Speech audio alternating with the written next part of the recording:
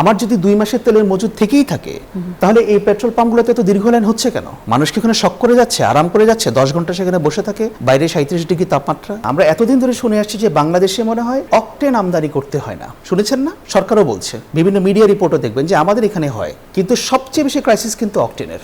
এখন এই প্রশ্ন উঠছে যে এই যে পেট্রোল পাম্পের যে মালিকরা, দে আর পলিটিক্যালি কানেক্টেড। আপনি সাধারণ মানুষের উপর দোষ চাপালে হবে না যে সে একবার গিয়ে 16 ঘন্টা লাইনে থেকে আবার 16 ঘন্টাতে তেল আনে। আপনার যদি তেলের মজুদ না থাকে, তেল যদি আমরা না পাই, তাহলে এই সংস্কার আর অতিকথন এগুলা কোনো কিছুই কিন্তু কাজে আসবে না। আমাকে দেখতে হবে আমি ঠিক মতো চলতে পারছি কিনা, আমি আমার অফিসে যেতে পারছি কিনা, মানুষজন তেলের মজুদ ঠিক মতো পাচ্ছে কিনা, ইলেকট্রিসিটি আসছে কিনা, সবকিছু এগুলা কিন্তু বেসিক নিডস আগে আমাদের দরকার। দর্শক, আমন্ত্রণ আপনাদের সবাইকে নতুন বাংলাদেশের আয়োজনে আমরা কথা বলে থাকি সমসাময়িক রাজনৈতিক নানা বিষয় নিয়ে এবং খুঁজবার চেষ্টা করি সাধারণ মানুষের প্রশ্নের উত্তর। দেশ কোন পথে যাচ্ছে, মানুষের ভাবনা এবং দেশের অর্থনৈতিক অবস্থা থেকে শুরু করে সাধারণ মানুষের চাওয়া এবং চাহিদা পূরণ থেকে শুরু করে সার্বিক তথ্যই আমাদের এই আলোচনার টেবিলে এসে যুক্ত হয় এবং সেই আলোচনার টেবিলে আমরা নতুন নতুন অতিথি পাই। আজকে নতুন বাংলাদেশের আয়োজনে আমি জান্নাতুল কুলি আছি এবং আমাদের সঙ্গে অতিথি হিসেবে দুজন যুক্ত হয়েছেন। আমার ডান দিক থেকে আছেন আকবর হোসেন, সাংবাদিক, তার সাথে আছেন ব্যারিস্টার মাহফুজুর রহমান মিলন, সম্পাদক ভারপ্রাপ্ত, সুপ্রিম কোর্ট আইনজীবী সমিতি। আমন্ত্রণ আপনাদের দুজনকে। আকবর হোসেন, আপনাকে দিয়ে আসলে আলোচনাটা শুরু করতে চাই। বাংলাদেশের জ্বালানি পরিস্থিতি নিয়ে মানুষের মনে এক ধরনের চিন্তার জায়গা তৈরি হয়েছে। একটু বলে রাখি, আজকে আমরা আলোচনার বিষয় মূলত ঠিক করেছি সংস্কার, তেল সংকটে সরকার এবং দেশ। এই বিষয় নিয়ে কথা বলতে চাই। তো বাংলাদেশের জ্বালানি পরিস্থিতি আসলে কেমন, এই সংকট সামলাতে সরকার যে ব্যবস্থাগুলো হাতে নিচ্ছে তা কতটুকু সাধারণ জনগণের চাহিদা পূরণ করতে পারবে, এটি একটি প্রশ্ন। সেই সাথে সংযুক্ত প্রশ্ন, নতুন সরকার হিসেবে এই সরকারের ক্ষমতায় আসার পরপর বেশ কিছু আলোচিত ঘটনা এবং বৈশ্বিক যে পরিস্থিতির চাপ আসলো, তাতে করে কতটুকু এগোতে পারবো আমরা? ধন্যবাদ আপনাকে। আসলে জ্বালানি সংকটের যে পরিস্থিতি আমি দেখছি, এটা খুব একটা ভয়াবহ দিকে যাচ্ছে বলে আমার মনে হচ্ছে। কারণ যদি ইরান যুদ্ধ আগামী সপ্তাহখানেকের মধ্যে সেখানে একটা পার্মানেন্ট সিজ ফায়ার যদি না হয়, এটার মূল্য পৃথিবীর অনেক দেশেই দিবে এবং বাংলাদেশের ব্যতিক্রম না। আমি একটু আগে দেখলাম যে মার্কিন প্রতিরক্ষামন্ত্রী পিট হেগসেথ তিনি বলেছেন যে যদি ইরান সিজ ফায়ার ডিল না করতে চায়, আমেরিকা আবার হামলা করতে প্রস্তুত এবং যতদিন প্রয়োজন হয় ততদিন পর্যন্ত ইরানের পোর্টগুলো আমেরিকা অবরোধ করে রাখবে। এরকম একটা হুঁশিয়ারি তিনি দিয়েছেন। এবং এই হরমুজ প্রণালী, যেটা দিয়ে বিশ্বের যে তেল পরিবহনের প্রায় 20% এটা আসা যাওয়া করে, এটাকে একটা কমপ্লিট অবরোধের মধ্যে আমেরিকাও নিয়ে যাবে, ইরানের পোর্টগুলোকে চারপাশে ঘিরে। সো এখন মূল বিষয়টা হচ্ছে যে বাংলাদেশ যে সমস্যাটা ফেস করছে, এটা কিন্তু বাংলাদেশের হাতে নেই। কারণ বাংলাদেশের চেয়ে অনেক বেটার অর্থনীতির দেশ এই তেল সংকটের কারণে বা জ্বালানি সংকটের কারণে তাদের অর্থনীতি তছনছ হয়ে যাচ্ছে। জাস্ট আমি এই শব্দটাই ব্যবহার করবো যে তছনছ হয়ে যাচ্ছে। বাট আমাদের একটা জিনিস সুবিধা যে এই গভর্নমেন্ট আসার পরে তারা এখনও পর্যন্ত অনেক লস দিয়ে হলেও ওনারা তেলের দাম কিন্তু এখনো বাড়াননি, জ্বালানির দাম এখনো বাড়াননি। কিন্তু সেটা তো আর বেশি দিন করা সম্ভব না, খুব বেশি দিন ধরে রাখা সম্ভব বলে আমি মনে করি না। এটা আগামী সপ্তাহ দুয়েক পরে বা এই মাসের পরে এটা ইম্পসিবল হয়ে যাবে।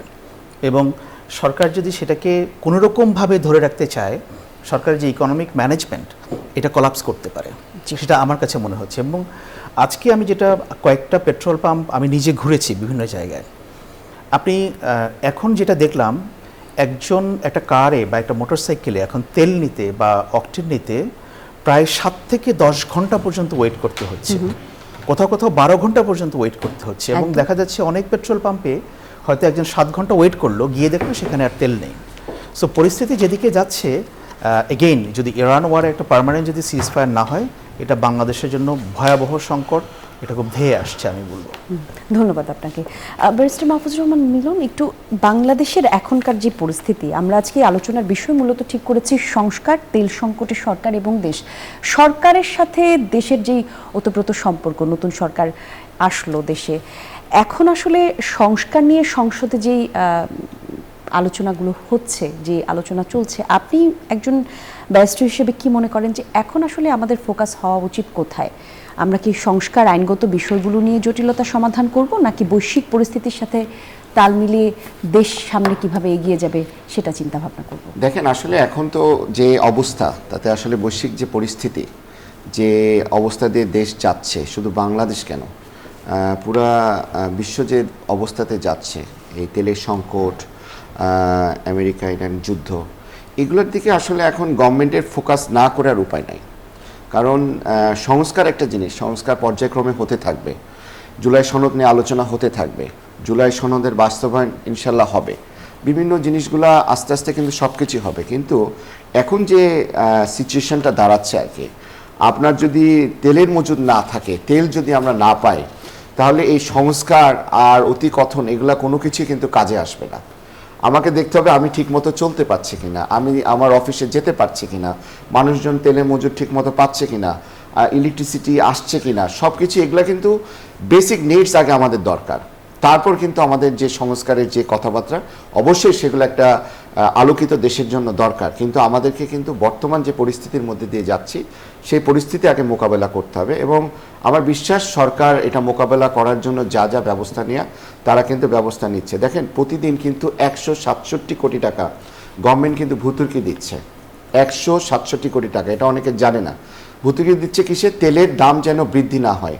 ইতিমধ্যে 3000 কোটি টাকা কিন্তু ভর্তুকি দিয়েছে। অন্যান্য দেশে দেখেন, ইউএসএতে 20 বছরে, লাস্ট 20 বছরে সব থেকে বেশি দাম এখন তেলের বেড়েছে ইউএসএতে। আপনার জাপানের মতো দেশ, দক্ষিণ কোরিয়ার মতো দেশ, ইউরোপে সব জায়গায় কিন্তু তেলের দাম বৃদ্ধি পেয়েছে। বাংলাদেশে কিন্তু এখন পর্যন্ত তেলের দাম বৃদ্ধি পায়নি। সরকার কিন্তু মোকাবেলা করছে, চ্যালেঞ্জ গ্রহণ করেছে, তাদের সদিচ্ছার কোনো অভাব নাই। আজকে জ্বালানি মন্ত্রণালয়ে কিন্তু একটা সাংবাদিক সম্মেলন হয়েছিল, ওখানে যে যুগ্ম সচিব মনির হোসেন সাহেব, উনি কিন্তু বলেছে যে তেলের বর্তমান যে অবস্থা আছে, তাতে এই মাস সহ আরও 2 মাস কিন্তু তেলের মজুদ আছে। এখন উনি যেহেতু বলেছে, উনি তো না জেনে বলার কথা না। আবার এখানে যেটা হয়েছে কি, প্যানিক বাইং যেটাকে বলা হয় আর কি, যে তেল আছে, তেল থাকার পরেও কিন্তু মানুষজন তেলের লাইনে দাঁড়িয়ে যাচ্ছে, তেল নিতে যাচ্ছে। এরকম আমরা কিন্তু টিভি মিডিয়ায় অনেক দেখছি যে এরকম তেল আছে, তারপরেও কিন্তু এসে দাঁড়ায় যাচ্ছে। আবার অনেকে তেল বিভিন্ন সিন্ডিকেট, এই সিন্ডিকেটগুলো আমি বলবো না যে একক সিন্ডিকেট, এগুলো গুচ্ছ গুচ্ছ বিভিন্ন জায়গায়, জেলায় জেলায় সিন্ডিকেট, তারা তেলগুলাকে বিভিন্নভাবে নিয়ে পারচেস করে বিভিন্নভাবে খোলা বাজারে আলাদা আলাদা করে চড়া দামে বেচছে। তো এগুলাকে আসলে নজরদারি অবশ্যই বাড়াতে হবে। এবং দেখা গেছে যে প্রায় এই একটা মাসে 3 মার্চ থেকে 14 এপ্রিল আমি দেখলাম আর কি আজকে পত্রিকায়, যে প্রায় 9116টি অভিযান কিন্তু চালানো হয়েছে। সরকার যে একদম বসে আছে তাও না, তারা কিন্তু অভিযান চালাচ্ছে।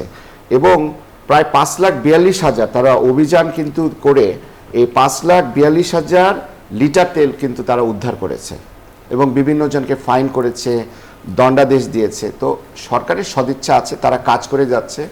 এখন তেল যদি হাহাকার পড়ে, এটাতে তো আসলে সরকারকে দোষারোপ করা যাবে না।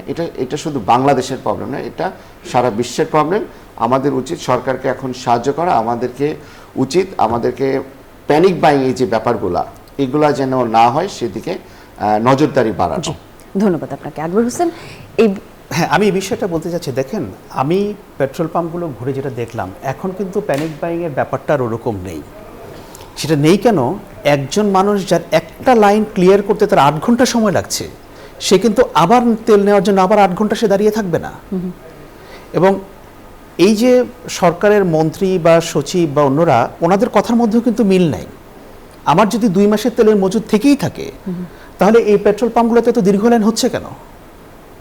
মানুষ কি ওখানে শক করে যাচ্ছে, আরাম করে যাচ্ছে? 10 ঘন্টা সেখানে বসে থাকে, বাইরে 37 ডিগ্রি তাপমাত্রা, প্রচন্ড গরমে, তাই না? এই প্রচন্ড গরমে একটা ড্রাইভার সে খেতে পারছে না, সে ওয়াশরুমে যেতে পারছে না। সো ইটস নট ফান যে মানুষ এখানে গিয়ে বসে থাকে, একবার তেল নিয়ে মজা করে আরেকবার তেল নাই। It's not. কিন্তু দেখেন, আরেকটা কথা, আমরা এতদিন ধরে শুনে আসছি যে বাংলাদেশে মনে হয় পেট অকটেন আমদানি করতে হয় না, শুনেছেন না? সরকারও বলছে, বিভিন্ন মিডিয়া রিপোর্টও দেখবেন যে আমাদের এখানে হয়, কিন্তু সবচেয়ে বেশি ক্রাইসিস কিন্তু অকটেনের। এখন এই প্রশ্ন উঠছে যে এই যে পেট্রোল পাম্পের যে মালিকরা, দে আর পলিটিক্যালি কানেক্টেড। আপনি সাধারণ মানুষের উপর দোষ চাপালে হবে না যে সে একবার গিয়ে 16 ঘন্টা লাইনে থেকে আবার 16 ঘন্টাতে তেল আনে। সেদিন আমি একটা টিভিতে দেখছিলাম যে একজন বলছিলেন, এরকম একটা উদাহরণ দিয়ে, একজন বড় ব্যবসায়ী, তিনি তেল পাচ্ছেন না, তিনি কোনো একটা পেট্রোল পাম্পের মালিককে তিনি ফোন করলেন, তো উনি বললেন যে ঠিক আছে আপনি আমার কাছে আসেন। সে তার বাসা থেকে তাকে 25 লিটারের একটা গ্যালনে একটা তেল দিল। তো এটা হোর্ডিং করছে কে?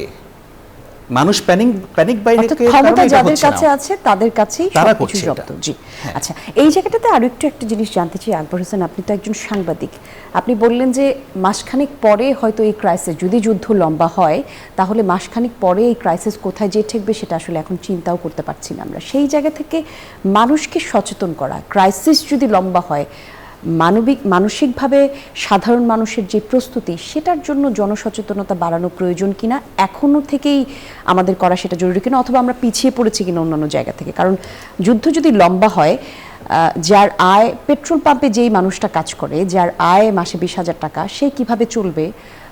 যারা গণপরিবহনে চলাফেরা করে সেই মানুষগুলো কিভাবে চলাফেরা করবে?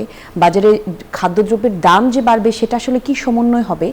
এই বিষয়গুলো নিয়ে সচেতনতা সাধারণ মানুষের মধ্যে তৈরি করা জরুরি কিনা?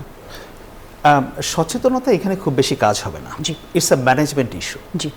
এবং ডিমান্ড সাপ্লাই ইস্যু। আপনি দেখেন, যদি সরকার একটা ক্লিয়ার পিকচার দেয়, look this is our scenario, আমাদের এই আছে, তারা দিচ্ছে, কিন্তু তারা যে সিনারিও দিচ্ছে সেটার সঙ্গে বাস্তবতার কোনো মিলছে না। যদি আমার মজুদ থেকে থাকে, সরকারের সংশ্লিষ্ট ব্যক্তিরা বলছেন আমার আছে, কিন্তু আমি বাস্তবে গিয়ে দেখছি আমি নাই, তাহলে মানুষ তো বিক্ষুব্ধ হয়ে উঠবে। এবং আপনি দেখবেন যে আমি আশঙ্কা করছি যদি এটাকে প্রপারলি ম্যানেজ না করা হয়, কোনো একটা জায়গায় ছোটোখাটো রায়টও হয়ে যেতে পারে। আমি এটা আশঙ্কা করছি, এবং আমি যাদের সঙ্গে কথা বলেছি বিভিন্ন জায়গায়, আমি কিন্তু এরকম একটা চিত্র পাচ্ছি। কারণ মানুষ মনে করছে যে পেট্রোল পাম্পগুলোতে সাধারণ মানুষ দাঁড়িয়ে তেল পাচ্ছে না, যারা কিন্তু ক্ষমতাসীন তারা পাচ্ছে। এখন এই যে পারসেপশন, এটা হয়তো সত্যি না, কিন্তু এরকম যদি 10টা ঘটনাও ঘটে, এটাকে তো আপনাকে অ্যাড্রেস করতে হবে। আর দ্বিতীয় কথা হচ্ছে যে এখন কিন্তু শুধু গ্যাস স্টেশন বা পেট্রোল পাম্পের লাইনের ব্যাপার না, এটার সঙ্গে কিন্তু বিদ্যুতের ক্রাইসিসও তৈরি হয়ে যাচ্ছে। আমি আজকে বিবিসিতে একটা রিপোর্ট দেখলাম, তারা একটা রিপোর্ট করেছে যে মেহেরপুর জেলার একটা গ্রামে, মানে একটা এরিয়ার কথা বলছে, সেখানে 7 ঘন্টা ডেইলি লোডশেডিং হয়, কোনো দিন 10 ঘন্টাও হয়। যখন মানুষ তার এই চাহিদাগুলোকে পূরণ করতে পারবে না, মানুষ কিন্তু স্বাভাবিকভাবে বিক্ষুব্ধ হয়ে ওঠে। এখন আপনার প্রশ্ন হচ্ছে যে ভাই এটা তো আমাদের হাতে নাই তেলের ক্রাইসিসটা, তাহলে আমরা কি করতে পারি? আমরা যেটা করতে পারি, আমার ম্যানেজমেন্ট ইস্যুটাকে আমরা একটা খুব স্ট্রিমলাইন করতে পারি, এবং আমি যেই তথ্যটা দিচ্ছি সেটা বাস্তবতার সঙ্গে মিল আছে কিনা, মানুষজন যেন সেটা বুঝতে পারে। আমি তথ্য দিব একরকম, বাস্তবতা আরেক রকম, তখন মানুষকে আপনি অন্য কোনো কিছু দিয়ে বোঝাতে পারবেন না। জি, ধন্যবাদ আপনাকে। ব্যারিস্টার মাহফুজুর রহমান মিলন, এই যে দেশের এখন যেই অবস্থা, সার্বিক চিত্র, তার মধ্যে রাজনৈতিক টানাপোড়েন আমাদেরকে আসলে কতটা সাহায্য করছে? মানে আমরা এই সময়ের মধ্যে ঐক্যবদ্ধ না থেকে যদি বিভাজনকে বাড়াই, সেটা আমাদের রাষ্ট্র ব্যবস্থাকে আরও পিছিয়ে না, অবশ্যই আপনার কথা আমি একমত। যে দেখেন, এই সময় আপনার পার্লামেন্টের সরকারি দল বলেন, বিরোধী দল বলেন, সবাইকে এখন মানে একসাথে কাজ করতে হবে। আমাদের যে কথাবার্তাগুলো যেগুলো পার্লামেন্টে হয়, আসলে দেখেন পার্লামেন্টে কিন্তু আমরা যখনই খুলি, আসলে জুলাই সনদ বলেন, সংস্কার বলেন, এগুলো নিয়ে কিন্তু অনেক আলোচনা হচ্ছে। এই আলোচনাগুলো যে ঠিক না কখনো এটা বলা যাবে না, অবশ্যই ঠিক, এগুলোর দরকার আছে। কিন্তু বর্তমান পরিস্থিতিতে যেটা যাচ্ছে আর কি, এই পরিস্থিতিতে আমরা সামনের যে বিপদটা আসতে পারে সেটাকে আমরা কিভাবে মোকাবেলা করব, সেটা সরকার দলীয় চেষ্টা শুধু থাকলে হবে না, বিরোধী দলীয় মতামত এবং তাদের চেষ্টা, তাদের সহযোগিতা সব কিছু থাকতে হবে। দেখেন, আমার সমালোচক যে কথাটা বললো, আমি ওনার সাথে একমত। যে দেখেন, এখানে কিন্তু অনেক লাইন দাঁড়াচ্ছে আর কি, প্রতিদিন কিন্তু অনেক লাইনে যে অনেকে 3 ঘন্টা, 4 ঘন্টা, 7 ঘন্টা, 8 ঘন্টাও হয়েছে, এরকমও হচ্ছে। এবং আমরা দেখেছি যে এরকম রায়ট না বললেও যে ছোটখাটো যে ইনসিডেন্টগুলো, এগুলো কিন্তু ঘন ঘন ঘটছে। দেখা যাচ্ছে একজন লাইন ব্রেক করে সামনে চলে যাওয়ার চেষ্টা করছে, এটা নিয়ে একটা মারামারি হচ্ছে। সো সামনে চলে যাওয়ারও কোনো অবকাশ নাই এখন। কিন্তু এই যে একজন চলে যাচ্ছে, ঢুকে যাচ্ছে, এটা নিয়ে কিন্তু প্রায় বিভিন্ন পেট্রোল পাম্পে কিন্তু মারামারিগুলো হচ্ছে। এটা যে শুধু ঢাকা শহরে তা না, মফস্বল শহরগুলোতে কিন্তু একই সিচুয়েশন হচ্ছে। এখানে যেটা হচ্ছে যে গভর্নমেন্ট যে তথ্যটা দিচ্ছে, এটা অ্যাকুরেট হতে হবে, সেটা যেমন সঠিক। আজকে যুগ্ম সচিব সাহেব যেটা বললো যে 2 মাসের মজুদ আছে, উনি হয়তো বা অ্যানালাইসিস করে এটা পেয়েছে, এটাও যেমন সঠিক। কিন্তু এই যে 2 মাসের মজুদ, তাহলে এত লাইন কেন? এই তেলগুলা কি ভূতে নিয়ে চলে যাচ্ছে? একই সাথে আসলে প্রান্তিক জনপদে কৃষকরা সেচ করতে তারাও পারছে পাচ্ছে না না ঠিকমতো। একই সাথে মেহেরপুরের গ্রামের কথা right, বললেন ওটার আপনার, সাথে সবকিছু জড়িত, ইলেকট্রিসিটি জড়িত, আপনার সেচ পাম্প জড়িত, অনেক কিছু, জমি জমার আপনি যে পানির পাম্প সবকিছু জড়িত। তো এইটার সাথে দেখেন, এই যে বলা হলো যে আমি কিছুক্ষণ আগে বললাম যে আপনার ৯,১১৬টি অভিযান চালানো হয়েছে। এতগুলো অভিযান কেন চালানো হয়েছে? এই যে তেলের যে একটা মজুদ আছে বলা হচ্ছে, এই মজুদগুলা থেকে কিন্তু কিছু কিছু তেল বিভিন্ন জায়গায় চলে যাচ্ছে। আমি আমার যে লোকাল এরিয়া আর কি, রাজশাহীতে, আমি এটাও দেখেছি যে 2-3টা পেট্রোল পাম্পে তাদের তেল আলাদা করে নিয়ে চলে যেয়ে খোলা বাজারে আলাদা করে বেচা হচ্ছে, অথচ ওখানে কিন্তু লাইন ধরে আছে। তাহলে এটার জন্য দায়ী কে? এখন সরকার যে তথ্য দিচ্ছে সেটা ঠিক আছে, কিন্তু দেখা যাচ্ছে যে তেল আবার নাই হয়ে যাচ্ছে আপনার এই পেট্রোল পাম্প থেকে। 5,42,206 লিটার তেল উদ্ধার করা হয়েছে। এটা সংখ্যাটা কিন্তু কম না। এটা কোথা থেকে উদ্ধার করা হয়েছে? কালো বাজারে আলাদা করে বেচা হচ্ছিল। এটা যেটা করতে হবে, এটা নজরদারি বাড়াতে হবে। সরকার যে পরিমাণ নজরদারি দিচ্ছে সেটা ঠিক আছে বলা যাবে না, আরো নজরদারি বাড়াতে হবে আমি মনে করি আর কি। অনেক ধন্যবাদ। আমরা একটা ছোট্ট বিরতি নিয়ে আবার আলোচনায় ফিরি। দর্শক, নতুন বাংলাদেশ দেখছেন, আমরা একটা ছোট্ট বিরতি নিচ্ছি। আর একবার আমন্ত্রণ, দর্শক, নতুন বাংলাদেশ দেখছেন, আমি জান্নাতুল কলি আপনাদের সঙ্গে রয়েছি আলোচনার জন্য। আজকে অতিথি হিসেবে আমাদের সঙ্গে আছেন আকবর হোসেন সাংবাদিক, আছেন ব্যারিস্টার মাহফুজুর রহমান মিলন। কথা হচ্ছিল আমাদের দুইজনের সঙ্গেই। আকবর হোসেন, একটু আপনার কাছে কয়েকটা পত্রিকার শিরোনাম, একটি পত্রিকার শিরোনাম আমি আপনাকে পড়ে শোনাই। হাম এবং হামের উপসর্গ নিয়ে 2 দিনে আরো 12 শিশুর মৃত্যু, খরচে দিশেহারা অভিভাবকরা। এই যে হামের টিকার অবহেলার কারণে দেশের যে অবস্থা, যে শিশুরা মারা যাচ্ছে, এটি তো বিগত সরকারের এক ধরনের অবহেলার কারণে এই পরিস্থিতি তৈরি হয়েছে বলে বলা হচ্ছে। বিগত সরকার হোক অথবা এই সরকার হোক, সরকারের দ্বারা কোনো পরিস্থিতি যদি তৈরি হয় এবং রাষ্ট্রের নিরপরাধ শিশুরা যদি সেই জায়গাতে প্রাণ হারায়, সেক্ষেত্রে রাষ্ট্রের দায়বদ্ধতা কি? হাজার হাজার টাকা খরচ করে বা লাখ লাখ টাকা খরচ করেও শিশুদেরকে বাঁচাতে পারছে না পরিবাররা। এই খরচ সাধারণ পরিবারের মানুষজন কিভাবে মেটাবে? সাহায্য কিভাবে করতে পারে সরকার? সরকারের দায়বদ্ধতা আছে কিনা? ধন্যবাদ। আসলে ব্যাপারটা খুবই দুঃখজনক। দেখুন, আমি মনে করি যে বাংলাদেশের এই হামের পরিস্থিতিটা নিয়ে গভর্নমেন্টের উচিত একটা সায়েন্টিফিক ইনভেস্টিগেশন কমিটি করা, অর কমিশন, হোয়াট এভার, যেটা করতে পারে, এবং সেখানে WHO-কেও সেখানে ইনক্লুড করা যেতে পারে। এই যে আপনি যে প্রশ্নগুলো তুললেন, যে বিগত সরকারের সময় এটাকে একটা নেগলিজেন্স দেখা গেছে, সো আসলে কী ধরনের নেগলিজেন্স দেখা গেছে, আসলে কতটা নেগলিজেন্স ছিল, এবং সেই নেগলিজেন্স যদি থেকে থাকে এটার রিজনটা কী, এটাকে আইডেন্টিফাই করা। আমি WHO-র একটা রিপোর্ট দেখছিলাম, সেখানে তারা বাংলাদেশের যে হাম প্রতিরোধী ভ্যাকসিনের ক্ষেত্রে তারা বলছে 2025-এ বা ওই সময়টার মধ্যে ফার্স্ট ডোজ নিয়েছিল 96% এবং সেকেন্ড ডোজ নিয়েছিল 93%। এটা WHO রিপোর্ট, যদি আমি ভুল না করে থাকি। আমি চেক করে দেখলাম, হয়তো একটু কম বেশি হতে পারে। তো তার মানে টিকা যে একেবারে দেওয়া হয়নি ব্যাপারটা কিন্তু তা না, কিন্তু এগুলোর একটা কাভারেজ লেভেল আছে, যে আপনি কতটুকু কাভারেজ পর্যন্ত গেলে পরে তখন ওই জিনিসটার স্প্রেড করে না। সো হয়তো ওই লেভেল পর্যন্ত এটা পৌঁছায়নি। বাট এগেন আমি বলবো যে গভর্নমেন্ট এটাকে যেটা করতে পারে, একটা প্রপার সায়েন্টিফিক ইনভেস্টিগেশন, সোশ্যাল মিডিয়ার কোনো পোস্ট না, কোনো মিডিয়ার স্পেকুলেশন না। যদি সেরকম কোনো নেগলিজেন্স থেকে থাকে এবং যারা সেটার জন্য দায়ী, হ্যাঁ, আমি মনে করি তাদেরকে এটার জবাবদিহিতার আওতায় আনা উচিত।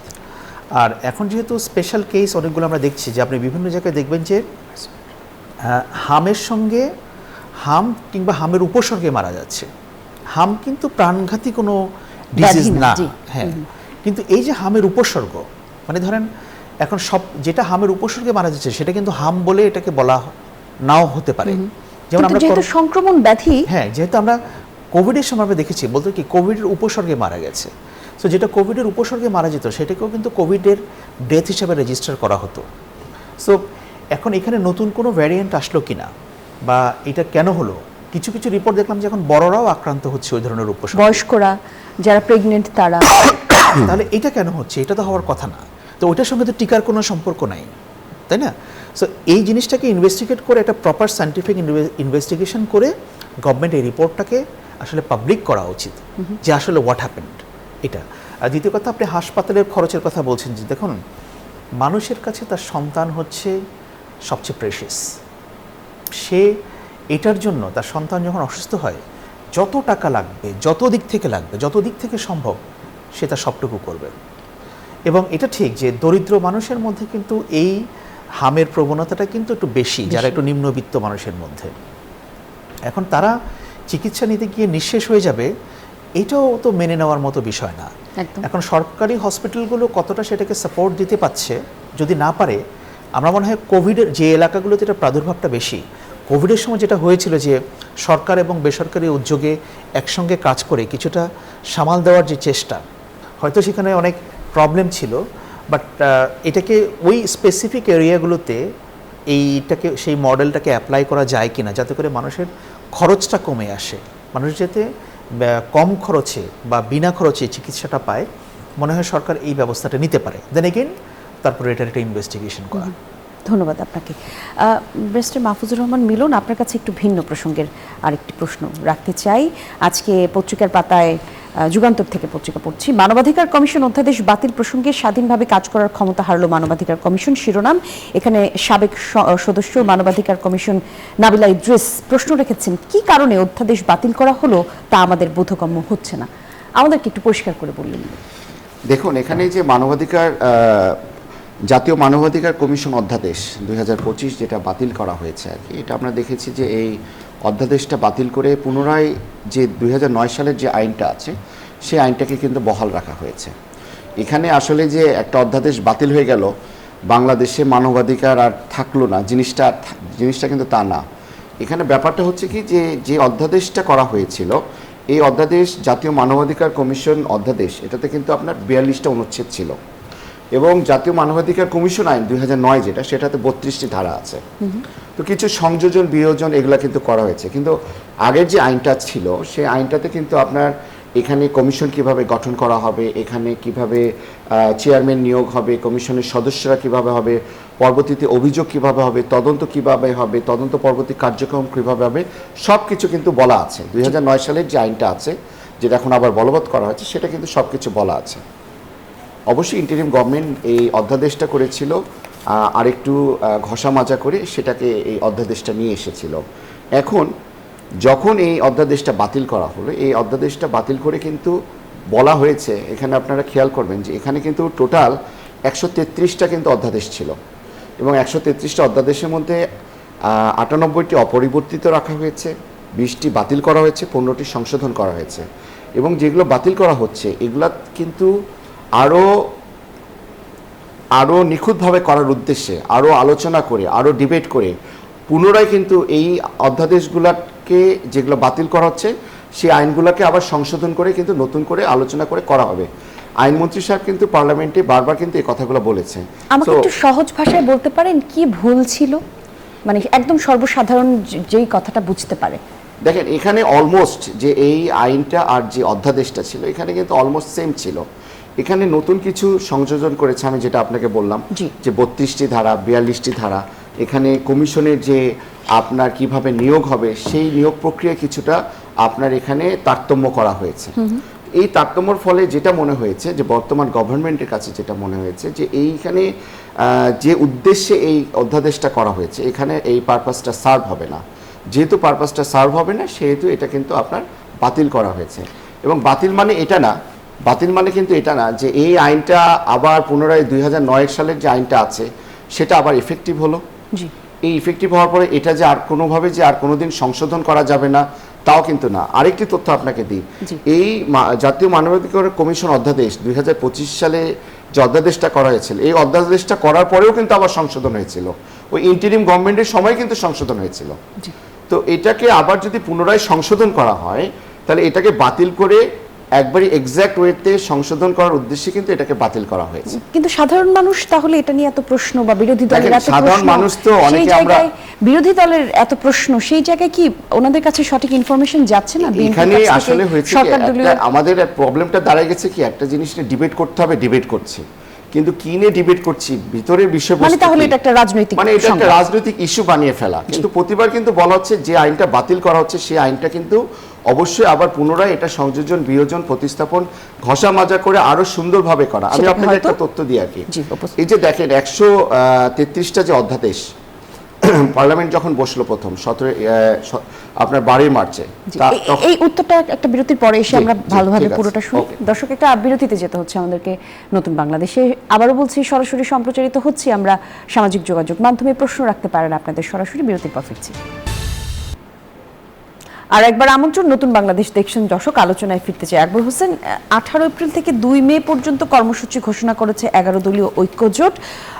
বলেছেন এই ধাপ শেষ হওয়ার পর নেওয়া হবে পরবর্তী ধাপের কর্মসূচির পরিকল্পনা। একই সাথে বলেছেন গণভোটের রায় বাস্তবায়নই 11 দলের আন্দোলনের প্রধান লক্ষ্য। দেশের সার্বিক যে পরিস্থিতি অথবা বৈশ্বিক যে পরিস্থিতি, সবকিছু মিলিয়ে এখন আসলে প্রধান বিরোধী দলের পক্ষ থেকে যখন এরকম কর্মসূচির আহ্বান আসে, তখন সাধারণ মানুষের কাছে কি বার্তা পৌঁছায়? দেখুন, বিরোধী দল তারা তাদের কাজ করবে, তারা সবসময় চাইবে যে সরকারকে এটা চাপে রাখার জন্য। এবং আমি দেখলাম যে তারা গণমিছিল, সভা সমাবেশ এবং সেমিনার এগুলো তারা করবে। তো আপাতত দৃষ্টিতে এগুলো খুবই নির্ঝঞ্ঝাট বা নির্বিবাদী একটা কর্মসূচি বলে মনে হচ্ছে। এখন এখানে একটা সমস্যা হচ্ছে যে বিরোধী দল চাচ্ছে যে গণভোটের আলোকে সংস্কারগুলো হোক। আর প্রধানমন্ত্রী বলেছেন যে ঐকমত্য কমিশনে যেগুলো জুলাই সনদ, যেটা বিএনপি যেটা স্বাক্ষর করেছে, সেটা অক্ষরে অক্ষরে বাস্তবায়ন করবেন। দুইটার মধ্যে একটা গ্যাপ আছে, সেটা বুঝতে পারছি। কিন্তু আমি যেটা বলতে চাই, আমি এর আগেও বলেছি, একই কথা আমি আবার বলবো, যে সংস্কারের বিষয়ে আমি বিএনপি নেতৃত্বাধীন সরকারকে আমি একটা বেনিফিট অফ ডাউট দিতে চাই। মানে আমি এখনই বলতে চাই না যে বিএনপি আসলে কোনো সংস্কার করবে না বা বিএনপি সংস্কার বিরোধী। আমি 6 মাস 7 মাস পর্যন্ত এটা আমি দেখতে চাই। But the problem is, BNP আসলে ঠিক বোঝাতে পারছে না যে তারা সংস্কার চায়, মানে মানুষকে কনভিন্স করতে পারছে না, অথবা যথাযথ সেই ইনফরমেশন মানুষ পর্যন্ত হচ্ছে না। হ্যাঁ, কারণ তারা যে ব্যাখ্যাগুলো দিচ্ছে সেই ব্যাখ্যাগুলো না কনভিন্সিং হচ্ছে না। আমি বলি যে নিয়ত যদি পরিষ্কার হয় সেটা কিন্তু অটোমেটিক বোঝা যায়। এখন বিএনপি হয়তো তার নিয়ত পরিষ্কার, বা তারা হয়তো মনে করে যে ঠিক আছে আমরা করব, এখন না 2 মাস পরে বা 3 মাস পরে, বাট আমরা করব। কিন্তু আপনি যে করবেন সেটা জনগণ বুঝবে কিভাবে? এটা তো আপনাকে একটা কনভিন্সিং ওয়েতে সেখানে যেতে হবে। এই জায়গাটা কোথায় সমস্যা হচ্ছে এটা আমিও ঠিক বুঝে উঠতে পারছি না। এটা হচ্ছে বড় সমস্যা। আর আমি মনে করি যে ধরেন বিরোধী দল তারা তাদের কাজ করুক, কিন্তু এমন কোনো পরিস্থিতি ঠিক হবে না যেটা হিংসায় রূপান্তরিত হয়। আর একটা নির্বাচিত সরকারকে তাদের কাজ পরিচালনার জন্য সময় দিতে হবে। তারা যাতে তাদের, আপনার খুব বেশি যদি অসুবিধা হয় আপনি 5 বছর পরে গিয়ে তাদেরকে কথা বলবেন, বা তারা যদি অনেক বেশি ডেভিয়েশন করে আপনি সেটা নিয়ে অবশ্যই কথা বলতে পারেন। কিন্তু একেবারে এই ধরনের পরিস্থিতিতে মানে মাঠ গরম করে সরকারকে মানে পতনের দিকে নিয়ে যাওয়ার মতো ওই মানসিকতা যাতে তৈরি না হয়। ধন্যবাদ আপনাকে ব্যারিস্টার মাহফুজুর রহমান মিলন। এই যে পরিস্থিতিতে আমরা আছি এখন, যদি আবার আরো একটা দ্বন্দ্ব হয়, মানুষে বিভেদ হয়, আমি ওনার সাথে একটু অ্যাড করতে চাই এই কথাতে আছে যে দেখেন, এখানে যে জুলাই সনদ হয়েছিল 17 অক্টোবর দক্ষিণ প্লাজায় যে স্বাক্ষর করেছিল আর কি, এই জুলাই সনদে পরবর্তীতে আমরা দেখেছি যে প্রায় 84টির যে আপনার ক্লজ তারা একমত হয়েছে। মোট কিছু কিছু পার্টি এটা নোট অফ ডিসেন্ট দিয়েছে, সেটা আছে আর কি। কিন্তু দেখেন, আমাদের মাননীয় প্রধানমন্ত্রী কিন্তু বারবার বলছে যে জুলাই সনদে যা আছে তা কিন্তু আমরা বাস্তবায়ন করব।